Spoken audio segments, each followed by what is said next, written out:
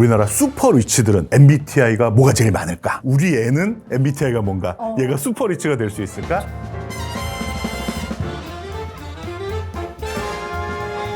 우리나라가 OECD 국가들 중에서 노인 빈곤율이 1위라고 하더라고요. 또 노인들 2명 중에 1명은 빈곤에 시달리고 있고 파산법원에 파산을 신청한 사람 10명 중에 4명이 노인이었다고 하더라고요. 잿빛 노후를 맞이한 사람들한테 여러 공통점이 있다고 하던데 어떤 것들이 있을까요? 기자님, 혹시 이런 얘기 들어보셨어요? 평생 잘 살려면 3명의 여자 목소리를 잘 들어야 된다. 첫 번째는 당연히 누구겠습니까? 와이프 목소리 그렇죠. 잘 들어야 되고요. 두 번째는요. 캐디 목소리 잘 들어야 된다고 골프 합니다. 치는 사람들은 그럴 것 같아요. 세 번째는 운전할 때 내비게이션 잘 들어야 된다고 합니다. 그래서 요거랑 한 연결을 시켜보니까 성공적인 노후를 못 누리는 실패한 분들의 공통점이 딱 발견이 됐습니다. 어떤 건가요? 자, 먼저 내비게이션부터 말씀드려볼게요. 내비게이션은 그야말로 데이터, 통계, 숫자의 결정판입니다. 그래서 이 길로 가라, 저 길로 가라 그 말 잘 따르면 시간도 절약되고 휘발유도 절약되고 딱 맞는데 굳이 그 숫자, 통계 이런 것들을 멀리하는 분들이 있어요. 뭐 예를 들면 이런 거 있죠. 투자 수익률, 물가 상승률, 시간 가치 이거 무시하고 그냥 자기 맘대로 하는 분들이 좀 성공을 못하더라고요.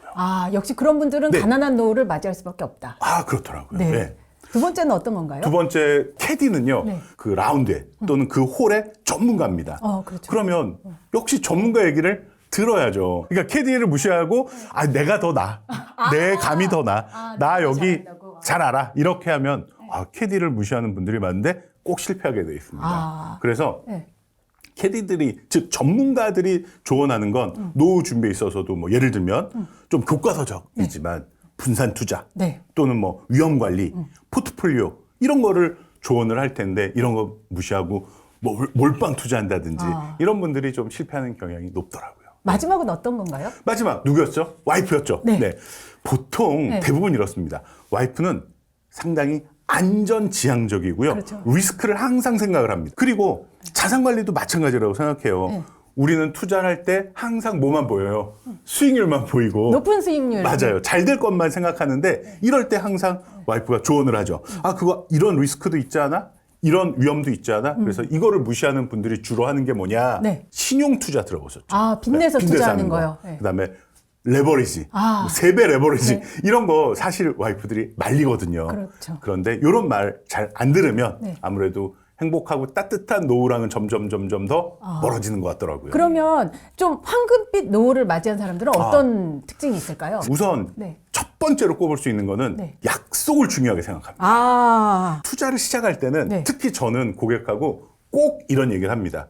이거 몇 퍼센트 수익 나면 나오실 거예요. 몇 퍼센트 손실 나면 손절하실 거예요. 그러면 그 약속은 사실은 자기하고 약속한 거잖아요. 주가가 올라가고 펀드 수익률이 올라갑니다. 그런데 수익률이 아주 좋을 때는 분위기가 전체적인 분위기가 어떻습니까? 굉장히 좋을 때거든요. 그때 과감하게 이익을 실현하는 게 굉장히 어렵습니다. 근데 그럴 때 꼭 탐욕을 부리게 되더라고요. 그렇죠.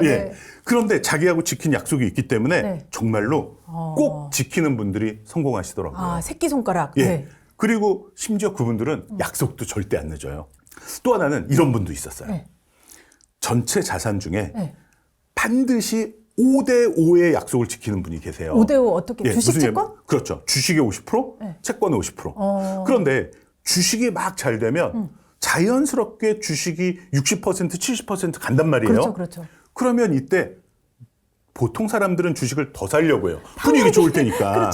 근데 이분은 6개월마다 그 일종의 리밸런싱을 하는데 무조건 5대5로 다시 맞춰놔요. 자산 재조정을 한다는 말씀이시죠? 근데 분위기 좋을 때 5대5로 맞추려니까 주식을 어떻게 됩니까? 무조건 팔아야죠. 그러니까 자연스럽게 이익을 실현하게 되고요. 반대로 주식시장이 굉장히 안 좋을 때는 주식이 30, 채권이 70이 된단 말이에요. 그런데 이때는 다들 주식을 뭐 하려고 합니까? 펀드를 팔려고 하죠. 근데 이분은 3대 7이네? 난 다시 내가 약속한 대로 5대5로 만들어야 돼. 역발상 투자네요. 그렇죠. 그러니까 나중에 돌이켜보면 쌀 때 사고 비쌀 때 파는 일을 자연스럽게 하게 되더라고요. 근데 그분은 그것을 고민해서 한 게 아니라 뭐만 지킨 거냐? 약속만 지킨 겁니다. 그래서 새끼손가락 꼭 중요하게 생각하자라는 네. 거 저는 큰 경험으로서 네. 한번 알게 됐고요. 두 번째는요. 남의 떡과 내 떡이 있으면 네.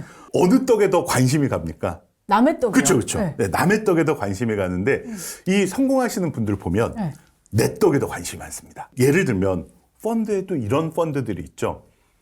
운용 보수를 받는 펀드와 성과 보수를 받는 펀드. 조금 어렵죠. 네. 예, 운용 보수는 뭐냐면 고객의 수익률이 어떻게 되든 그 자산 대비로 운용 보수를 가져가겠다. 성과 보수는 고객이 돈을 많이 벌면 나도 많이 가져가겠다. 성공하시는 분들은 대부분 뭘 좋아하냐면 성과 보수? 맞습니다.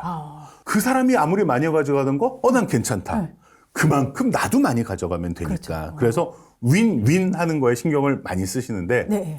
조금 반대의 분들은 네. 아니 왜 그 보수를 가져가 한 게 뭐가 있다고 뭐 이러면서 그런 보수나 수수료를 따지는 분들이 좀 많으시더라고요. 저도 제 자신을 돌아보게 되네요. 네. 그래서 성과 보수 형식의 펀드를 네. 더 선호하시더라. 네. 이런 또 특징이 있었습니다. 네. 세 번째 공통점은 우리나라 슈퍼리치들은 MBTI가 뭐가 제일 많을까? ESTJ가 슈퍼리치에 가장 많은 점유를 하고 있었습니다. 네. 그러니까 외향적 사고구, 외부 표출 이런 키워드가 있고요. 그다음에 S는 감각적이고 현실적이고 실용적이고 실천적이다. 네. 그래서 영어로 이제 sensing의 S더라고요. 네. 그다음에 T, 네. thinking, 사고, 논리적, 사실 판단 네. 이런 키워드가 있습니다. 네. 마지막으로 J는 계획적인 거. 네. 그래서 판단, 목적적, 계획적 뭐 이런 키워드가 있더라고요. 그래서 네. 우리나라 슈퍼리치의 MBTI는 뭐가 제일 많으냐? ESTJ가 제일 많더라. 네. 예. MBTI까지 말씀을 해주셨는데요. 네. 이제 이번에는 아까 말씀하시기로는 이제 부자 고객들을 한 5천 명 정도 만나보셨다고 네네네. 했잖아요. 네. 근데 그런 부자 고객들이 하는 질문에도 또 차이점이 있다고 하셨어요. 어떤 정말 것들이 희한하게도요. 있을까요? 네. 좀 성공하시는 분들과 좀 노후 준비를 제대로 못하시는 분의 가장 큰 차이점을 질문에서도 좀 알 수 있는데요. 네. 먼저 예를 들면 펀드나 주식에 대한 상담을 하실 때 네. 내가 이 주식 펀드 살 때부터 지금까지 마이너스가 몇 %인데 플러스가 몇 %인데 이렇게 과거 이야기에 집중하시는 분들이 있고요. 내가 이 펀드를 갖고 있는데 네. 앞으로 어떻게 될 것 같아? 미래지향적이네요. 네. 예. 당연히 어느 쪽이 더 성공 확률이 높겠습니까? 미래지향적이어야 될 것 같아요. 맞습니다. 네. 이분들이 훨씬 더 성공하시더라고요. 네. 두 번째는 네. 이 종목이 어떨까 하고 상담하시면서 앞에 꼭 붙는 게 누가 그러는데 누구한테 들었는데 내부자한테 들었는데 이런 얘기 많이 하시는 분들이 잘 안 돼요. 그럴 것 같아요. 네. 그리고 좀 성공하시는 분들은 이거 좀 무섭게도 내가 알아봤는데 내가 공부해봤는데 그렇죠. 내가 조사해봤는데 이런 말씀을 많이 하시는 분들이 확실히 성공률이 높더라고요. 그리고 뭐 제가 아까도 말씀드렸다시피 이제 목표 수익률을 여쭤본단 말이에요. 네네. 그러면은 성공하신 분들은 딱 숫자가 정해져 있습니다. 내년 이맘때까지 1년에 7%. 그런데 그렇지 않은 분들은 다다익선. 이런 그 대답의 차이가 확실히 있더라고요. 네. 그리고 마지막으로 하나 더 말씀드리면 예를 들면 주식이나 펀드를 투자를 했어요. 그러면 데드라인을 정해놓는 겁니다. 내가 이거는 그럼 1년 후에 내가 팔지 더 살지를 결정하겠어. 이렇게 디데이를 정해놓는 거죠. 그때 다시 한번 점검해 봅시다 하고 약속을 딱 합니다. 그런데 좀 그렇지 않은 분들은 그래 뭐 언젠가 올라가겠지. 뭐 한번 곧 보자고 하면서 그냥 두루뭉술하게 넘어가는 이런 그 어떤 생활 습관, 투자 습관이 나중에 굉장히 큰 차이를 만드는 거예요. 그 부자들은 이제 수익률 같은 것도 다 정해놓는다고 하셨잖아요. 맞습니다. 올해는 수익률을 얼마 정도로 세팅을 하는 게 좋아요? 올해 2024년에는 조금 수익률을 좀 높여 잡으시더라고요. 미국도 그렇고 한국도 그렇고 지난 한 2, 3년 동안 많이 하락을 했는데 그 중에서도 채권은 지금까지 주로 그냥 안전성을 유지해주는 역할만 했다면 올해는 채권에서 기본적으로 한 4, 5% 정도 수익을 기대하고 뭐 주식에서도 한 4, 5% 해서 이번에는 조금 목표 수익률을 작년이나 재작년보다는 좀 높게 잡으시는 트렌드가 감지되고 있습니다. 지금까지 이제 황금빛 노후, 잿빛 노후 이런 거에 대해서 지금 말씀을 나눠봤는데요. 그 노후에는 세 가지 불안이 있다고 사람들이 말을 얘기 많이 해요. 그 세 가지 불안이라고 하면은 돈, 건강, 고독 이렇게 세 가지가 있다고 하는데 기가 막힌 세 가지 분류인데요. 네. 저도 딱 그렇게 생각합니다. 네. 예. 먼저 그럼 건강에 대해서 얘기해 볼까요? 뭐 앞으로 들어갈 노후 생활비, 뭐 은퇴 생활비 이런 것들은 예측 가능합니다.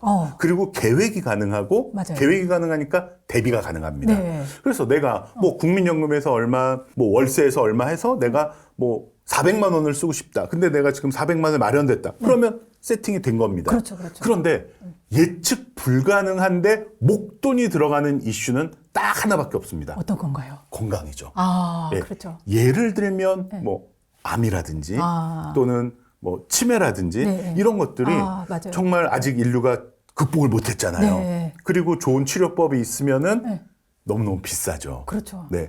그래서 이 건강 관리를 잘한다는 것은 꼭 네, 행복한 노후 생활하고 직결이 되는 것 같아요. 그 다음은 이제 고독에 대해서 한번 다뤄볼까요?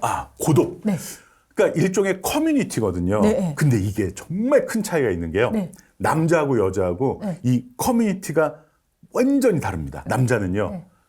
현업에 있을 때 커뮤니티는 너무너무 잘 발달되는데요. 딱 은퇴하고 나시면 커뮤니티가 뚝 끊기는 경우가 대부분입니다. 네.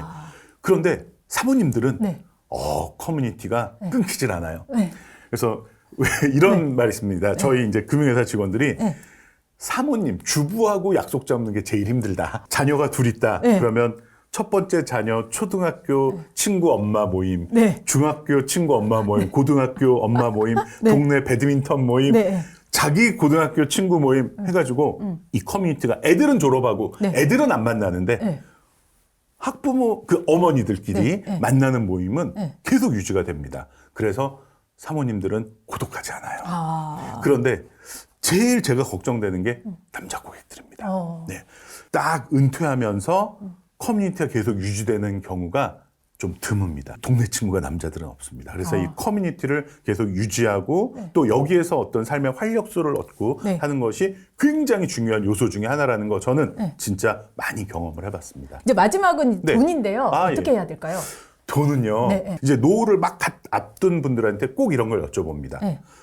본인의 현금 흐름표를 만들어 보셨나요? 여쭤봐요. 왜냐하면 자산 부채는 대부분 잘 알고 계세요. 그러니까 자산 뭐 집 얼마, 예금 얼마 이 정도는 알고 계세요. 그런데 현금 흐름, 즉 내가 쓰는 지출이 뭐에 얼마, 의료비에 얼마, 경조사비 얼마, 교통비 얼마 이거는 잘 모르시더라고요. 근데 확실히 성공한 노후를 누리시는 분들은 이게 섹터별로 머릿속에 그려져 있어요. 그래서 이 현금 흐름표를 한번 쭉 내가 작성을 해보면 내가 이 부분을 좀 줄여야 되겠구나. 이 부분은 좀 괜찮네 하는 게 자연스럽게 그려질 겁니다. 이거는 어느 누구도 그거 갖고 와보세요. 이렇게 코치해 줄 수가 없는 거예요. 본인이 작성하면서 스스로 느껴야 되거든요. 그리고 어디에서 내가 줄여야 될지 본인이 제일 잘합니다.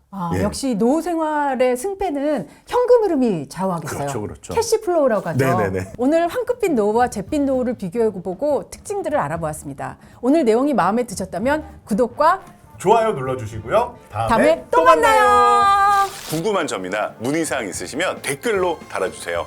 저희가 꼭 답변해 드리도록 하겠습니다. 감사합니다.